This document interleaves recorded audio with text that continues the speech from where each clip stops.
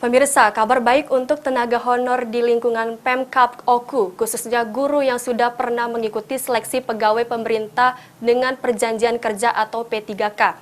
Meski tidak lulus karena tidak masuk ranking, namun oleh pihak pemerintah setempat menjadi prioritas diangkat menjadi P3K tanpa jalur seleksi atau tes.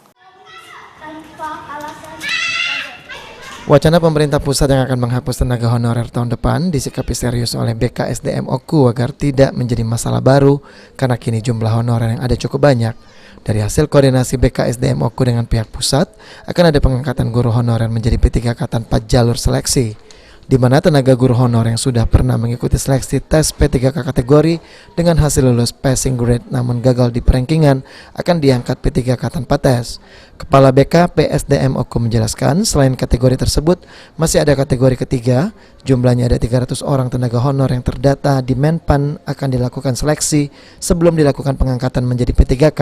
P3K hasil kemarin kategori 1 guru pendidikan ini, kategori 1 mereka yang lulus yang ikut tes tercapai passing grade kalah perankingan ya 300 lebih gitu kemarin, itu prioritas diangkat 3K tanpa tes gitu.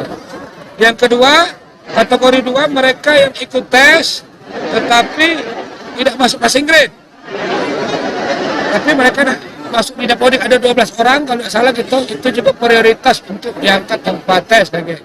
Kedepan, kata Mirda Eili, mulai November tahun 2023 tidak akan ada lagi honor di lingkungan Pemkab Oku sesuai aturan Menpan RB, dan kini Pemkab Oku sedang melakukan pendataan jumlah honor yang ada di OPD lingkungan Pemkab Oku untuk dicarikan solusi dengan pemerintah pusat. Ari Pranika, PAL TV.